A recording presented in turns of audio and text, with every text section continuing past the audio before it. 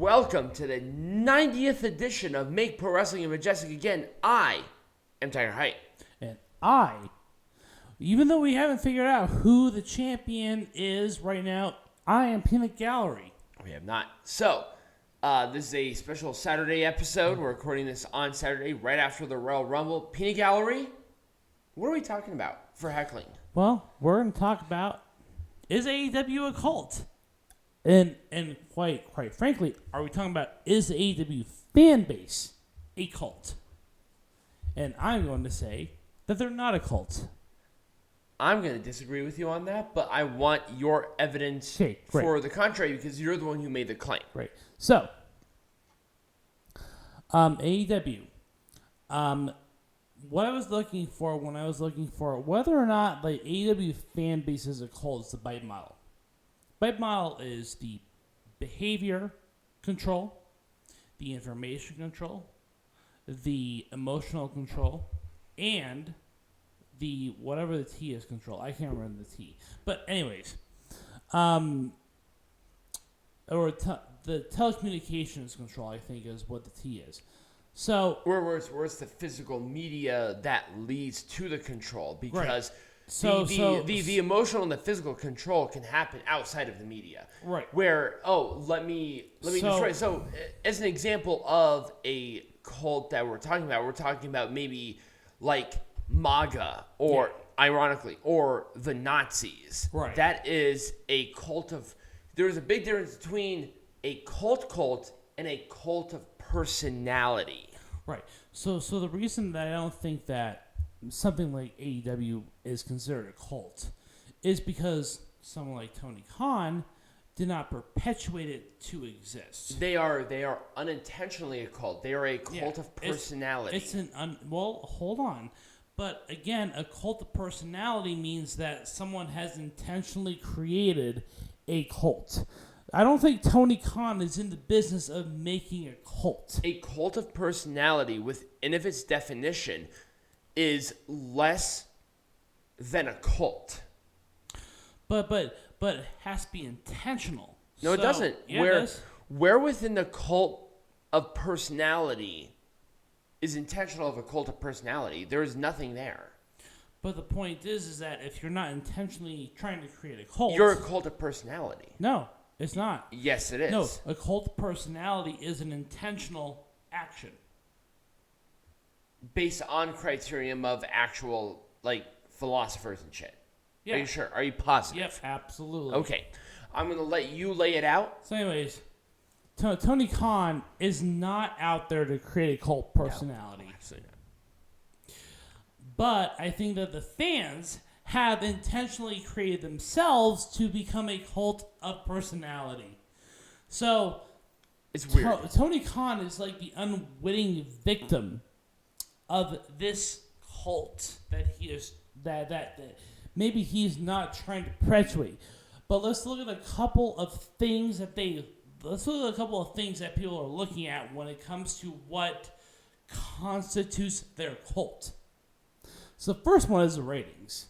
We all know the ratings in AEW are they were honestly they were competitive at first, but they're just not there anymore. No, it wasn't. It's not competitive because now they're losing, and that is the difference. Ratings were everything. Demo was everything. Chris Jericho was calling himself the Demo God for a reason, because it was everything to these people until it wasn't. Right. And that is just intentionally misinformation, which is why I call them the cult of personality. Yeah. Because and Tony Khan might not be able to be that way, but Jericho, who is a high level within that company, was. They all were. Right. They intentionally wanted to do this until they actually wanted to go off on their own and fucking failed. Right. So this part is again, this is not a Tony Khan problem. This is a... it's not a Tony Khan problem. Absolutely not. No. This is way outside of his control. I really honestly don't think that it was ever within his control to create something like absolutely this. Not. No, absolutely not. And so ergo, it does not make him a cult leader. No. He is not the leader of any sort of cult, just purely based off of the fact that it was the people around him Right. that made it the Yep. cult of personality. Jericho would be the Charles Manson to the Manson family. Absolutely. But I want to talk about this because people do still try and defend this shit as if it's like important or not important. I don't really know. Is it important or is it not important to you guys these days? So here is the thing, and I talked about this to you a couple of weeks ago. The reason for television is ratings. Mm-hmm. You want the best ratings because Right. then you get the best advertisers, which helps the company. And people are like, oh, well, ratings don't matter. Well, if ratings don't matter, why is AEW on television? Right. If it does not matter to you, bye. I mean, quite honestly, the reason AEW is on television right now is because of the television rights they have. Right. That's the only reason. They're not going to get renewed at this point. No. They're not. If it has to take a dead fucking wrestler to get your pop over a Right. million, barely, you're not going to get But renewed. we'll talk about that a little bit later on. Oh, absolutely, we will. Let's talk about some other things that have been going on with fucking AEW. As an example. Yeah, as an example. So let's talk about the women's division because I think this has been a really big. I mean, with AEW fans, this has been a huge reason why this has not gone on well. And we'll talk about the AEW women's division because people are starting to think that the AEW women's division is better than WWE women's division. Malarkey. 100% malarkey in every sense of the word. And it's not because it's just blood. Like, WWE has had some of the best non-disqualification women's wrestling matches ever. Ever. And they did not have to include blood.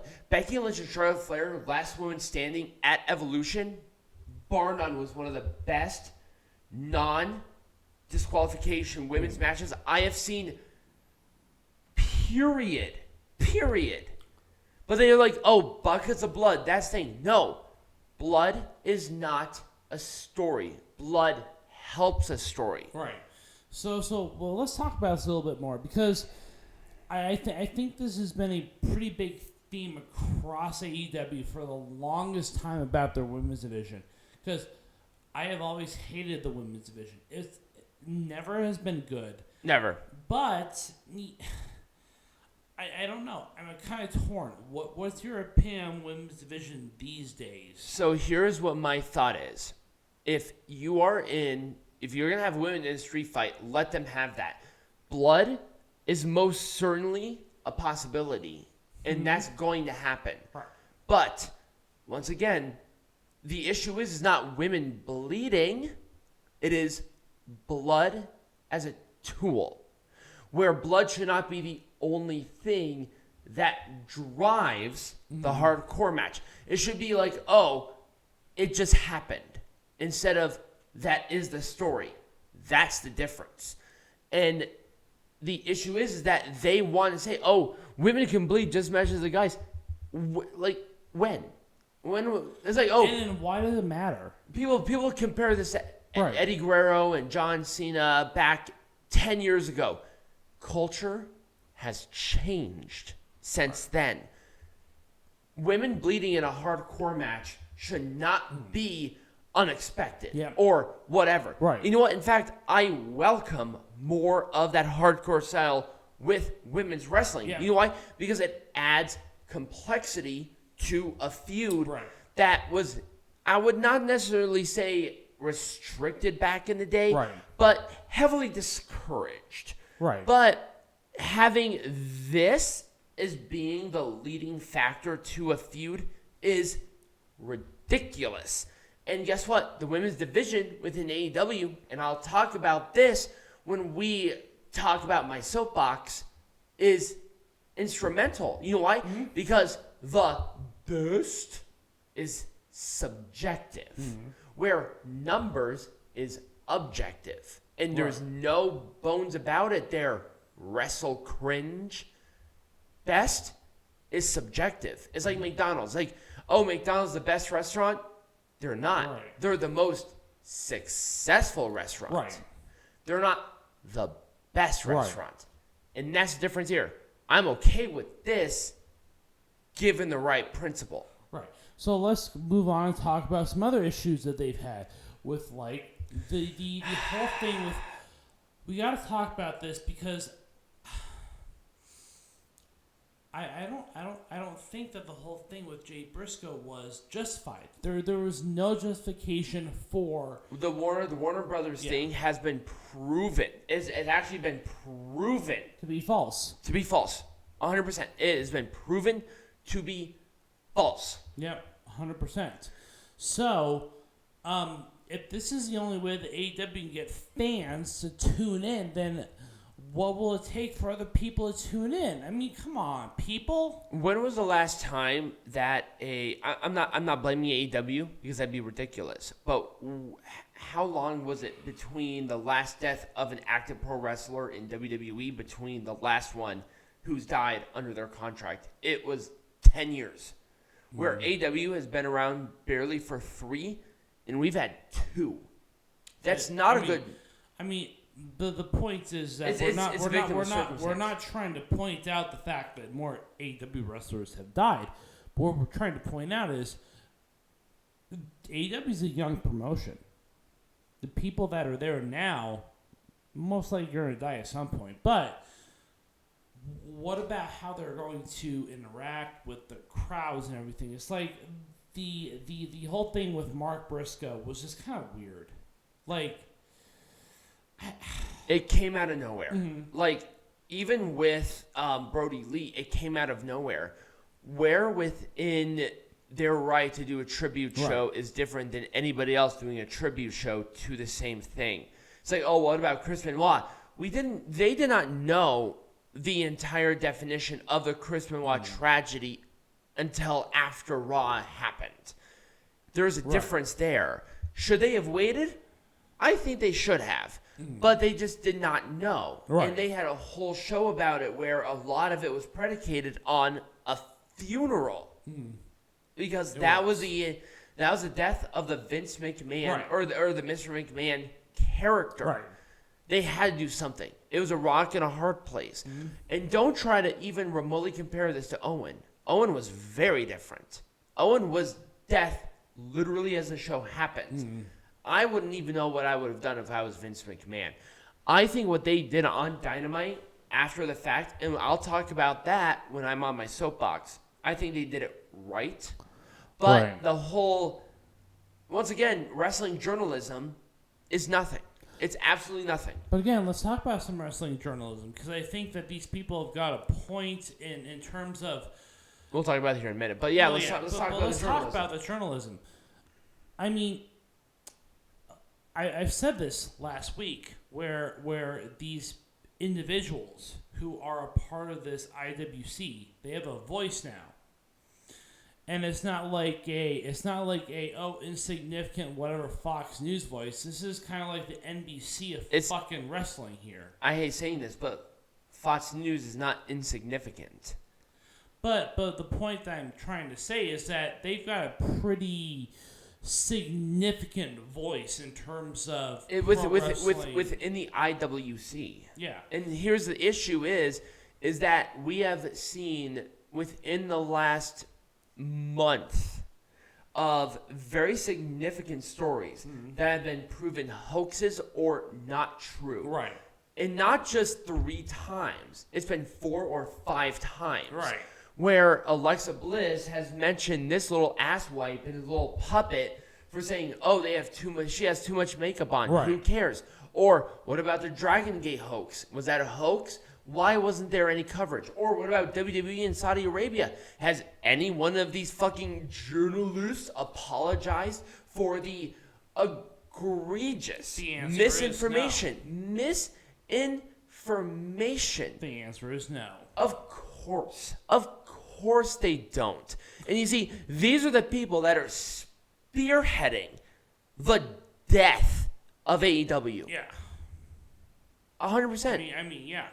But it doesn't necessarily make AEW a cult. No. It makes their fan base a cult. Makes their fan base a cultic personality. Yes, I've never said that AEW within of itself was a cult.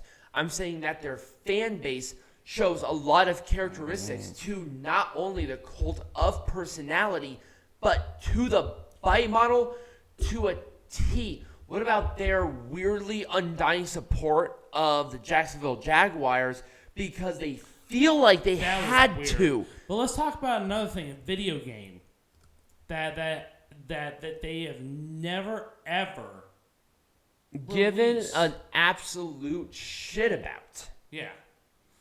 I mean, here's the thing about AEW fans is that yes, they're in a cult, but there are some people that are so egregious, and I don't want to name names, I don't want to name YouTube channels or anything like that because I don't honestly care to fuck around with those.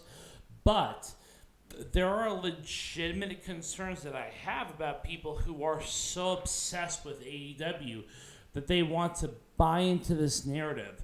So, is AEW a cult? No. And the reason I say that is because the leaders, the people that are within AEW as an organization, are intentionally creating a cult. But is it an unintentional cult? Absolutely. Yes. 100%. AEW is an unintentional cult. And we say this about the toxicity of within their fan base where we say anything about negative on any platform about AEW and we're castrated, which, to be honest with you, I don't give a shit about. I'm still going to be here speaking the truth. You know why? Because Make Pro Wrestling Majestic again is about speaking the truth. And you want to make Pro Wrestling Majestic? Get your ass out of a cult. You are in a cult. If you have to sit there and say, I want to support Tony Khan, so I have to support the Jaguars, guess what you are? You're in a cult. Yeah, pretty much. If you have to defend your company to the point of egregiousness, guess what? Guess what Tony Khan don't care about whether or not he doesn't give a rat's fucking ass. You're in a cult. The C-U-L-T, baby. And once again, we talked about this last week, and I think we should reiterate. I do not get as many death threats, as many hateful comments, as many anything else from any other organization than I do with AEW. Yeah. 100%. Tony Khan doesn't care about you. No. He doesn't care about the fans. He cares about his own back pocket. He did it. Or rather, he His cares about his daddy's back pockets. I'm sorry. AEW is on daddy's money. Yeah, not AEW's Tony daddy's. Khan's money. Yep. It's on daddy's money. And they don't care about you. So stop trying to defend yourself. Stop trying to defend them. There's like, well, watch AEW. Why? Right. You have not given me an actual explanation on why I should even bother watching it. Right. We do it because it pays our bills. Right. That's it. Like, if it was not paying our bills, you wouldn't think give we'd a be fuck. covering it? Absolutely not. Hilarious. Anyways, speaking of hilarious, what are we talking about next, Tiger?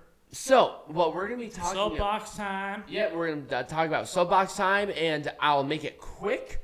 Cool. But I think there's going to be a couple of things that we need to discuss about each individual show. So when we come back, we're going to be talking about that.